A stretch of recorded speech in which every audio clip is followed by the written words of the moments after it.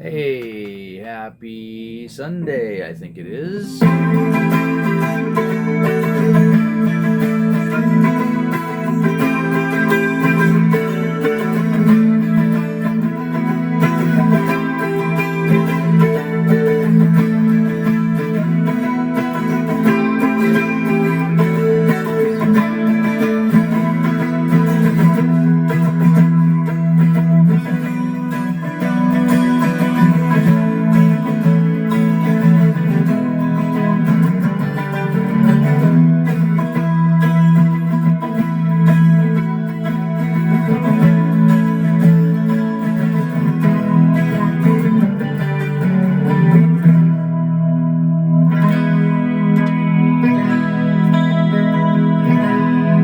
It's a little brighter.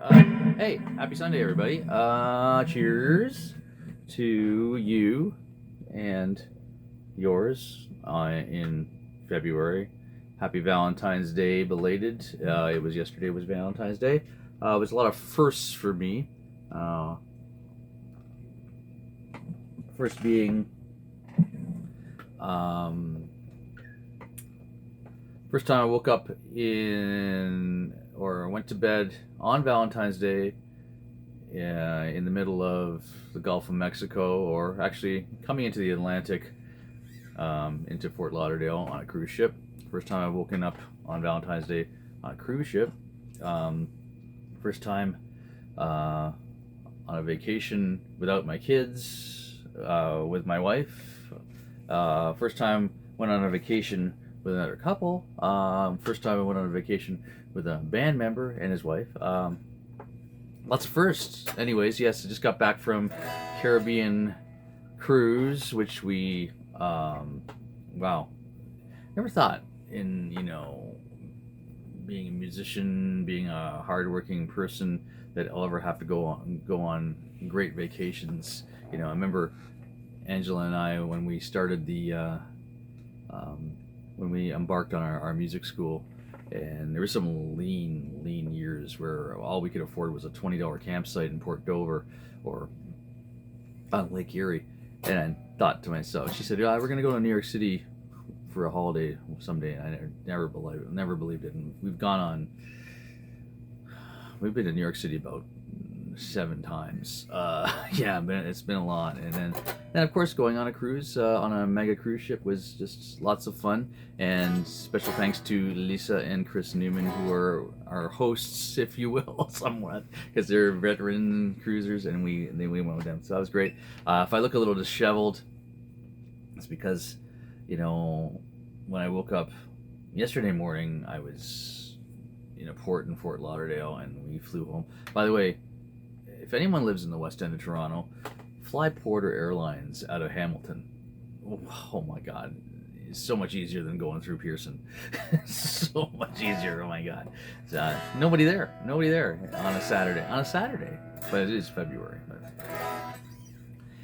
anyhow, yeah, back from vacation, getting ready to go into rehearsals with a couple bands. Getting things together for a great 2026. I'm really dying to play, and what better way to pick up the first guitar since your vacation and you play one of these. So anyhow, yeah, I got the double neck out, but for a couple of reasons. First, let's break in our fingers. Let's get back in shape, guitar wise, maybe body wise too. I made the huge mistake of weighing myself this morning, and because if you haven't been on a cruise ship, there's lots of food. Like, you could eat 24/7 if you wanted to. You can go down for an all-night buffet. You can get coffee and pastries at 3 in the morning. You get up and you can have anything you want under the sun for breakfast and for lunch and for snacks and for dinner. There's like 10 restaurants. So needless to say, I gained an undisclosed amount of weight. I did get to the gym like 4 times on the ship, which is incredible. Was really great to be able to push myself to do that. Actually, Lisa Newman helped me with that, but we went to the gym every day. But some other people who we were with did not. You know who you are. But anyhow, um, yes, Valentine's Day brings being Valentine's Day. That was a kind of our Valentine's Day gift to each other. Um, Angela and I, who work very hard and saved tons of money to do this. Not tons of money, but we saved money to be able to afford this. In times where stuff is not really that affordable. But Valentine's Day, also, if you watch this show, means I do pay tribute to one of my favorite guitar players, who is an unsung hero. You probably don't even know his name unless you are a guitar player from in my age group. His name is Roger Fisher, and the band is Heart.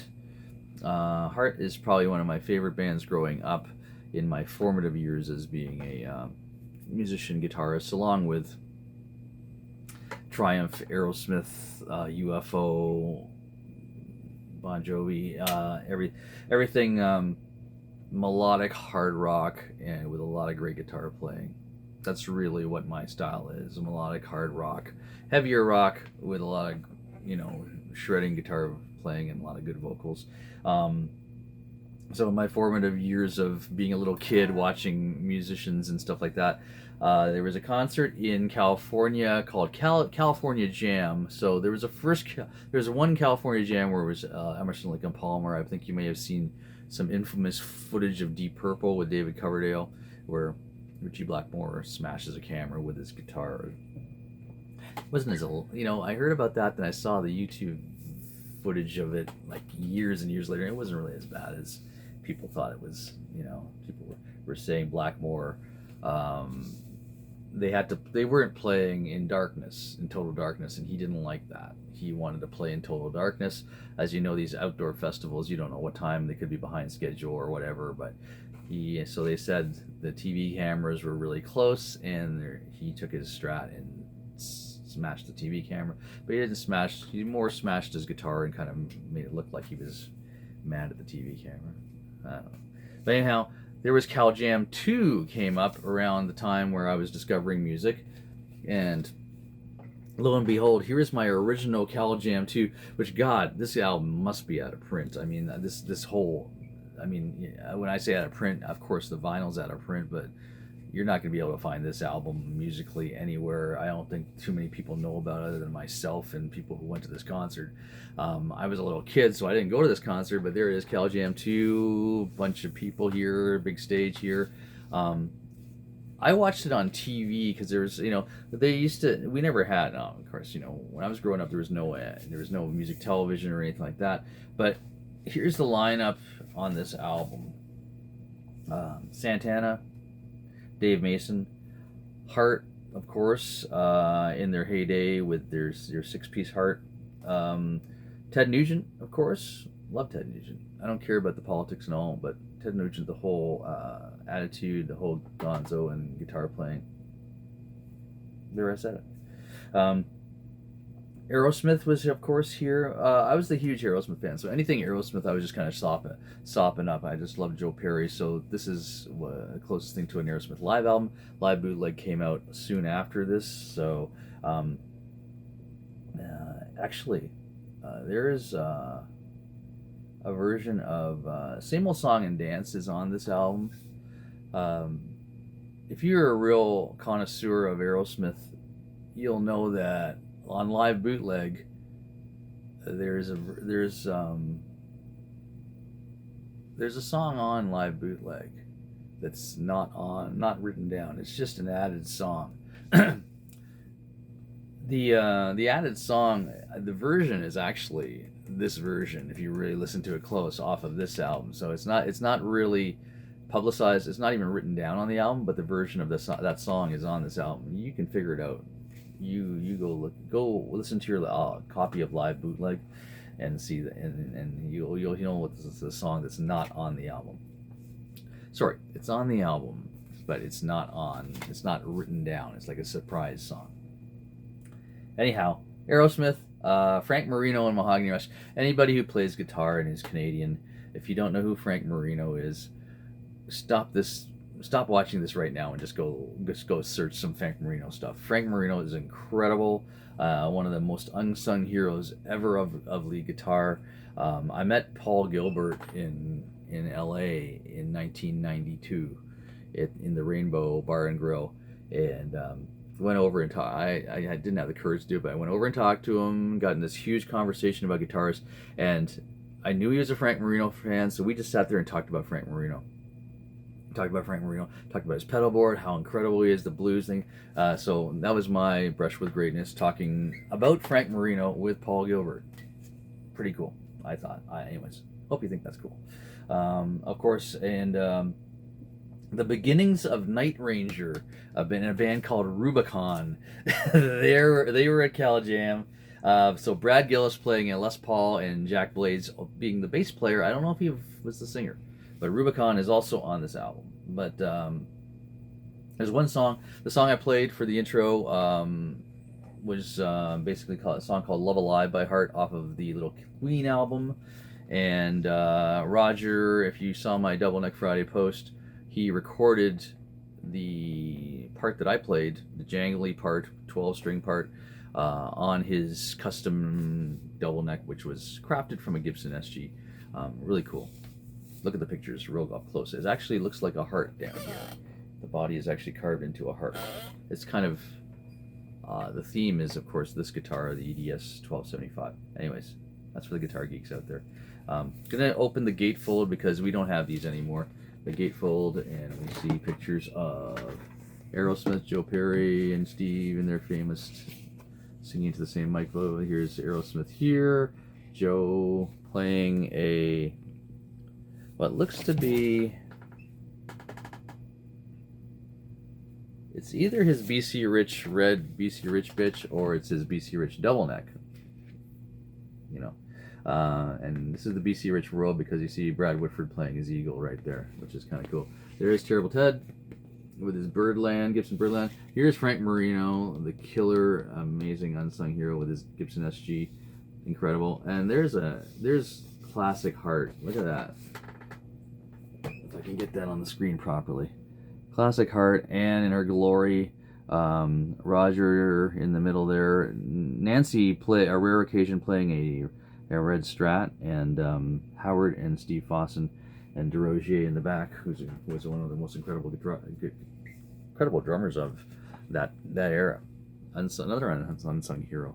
He's the beat behind Barracuda and all that kind of thing. And a big picture of Santana here, and Dave Mason, of course. Dave Mason is over here. Great album. This was like my beginnings of just listening to live albums. It was just amazing. Here's a great shot of the outdoor stage there. Pictures on the album things, whatever these things are called, the things that hold the albums together. I don't know what they're called. Sleeves. There we go. Sleeves. Anyways, Roger Fisher. You may not know him by name, but if you listen to any classic rock. Any classic rock radio from now backwards into the 70s, Roger Fisher is probably on the radio probably 10 times a week on classic rock, and I hear him all over Sirius and that too. He was the founding member of Heart. If you read Anne and Nancy's book, he is all over there. He was Nancy's love interest, and his brother, who was the manager of the band, Mike Fisher, was the Magic Man, who was Anne's love interest.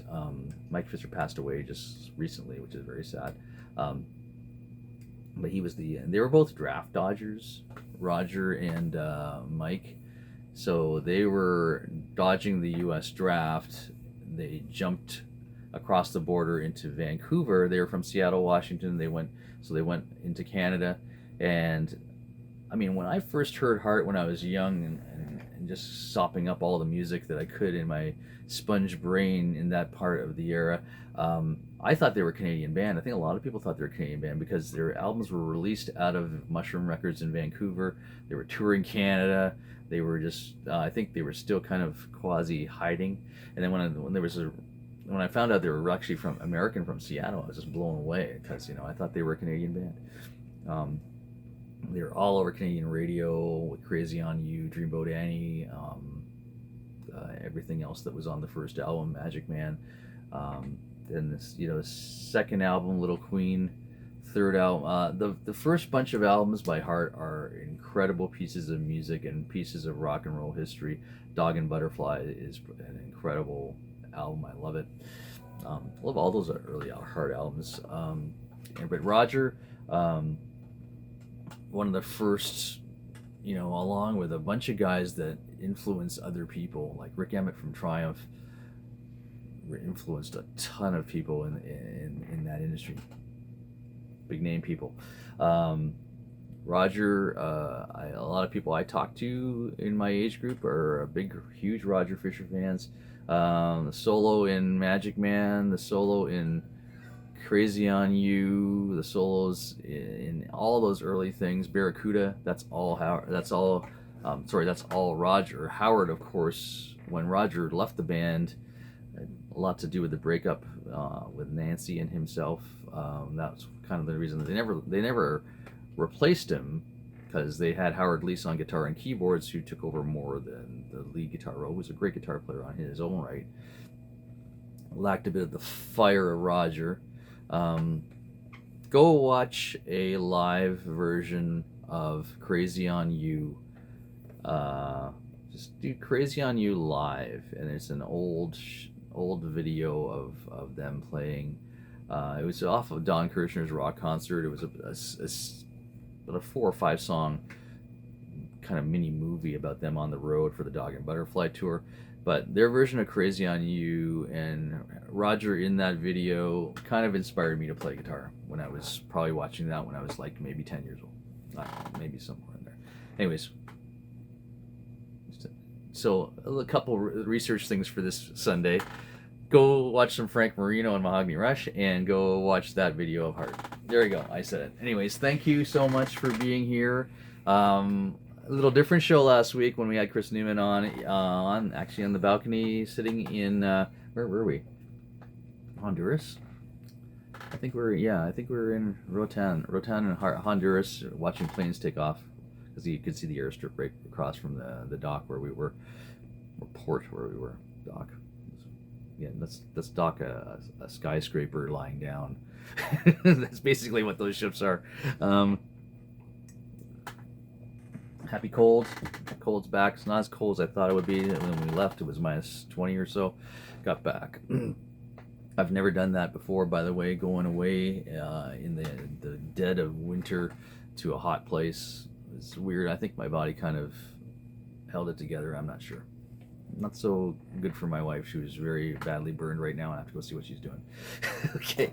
Anyhow, happy February. Bridge on Fire will be here sometime in February. I believe we're playing Cabanas on February 28th, coming up in a couple of weeks. I better get ready for that. Better go practice some stuff right now. Yeah, it's all new, and it's a new year. It's 2026, is it? Yes, and it's the 20th year of Keep the Faith. We'll see you out there too with even more double necks. Anyhow, take it easy. See ya. Bye.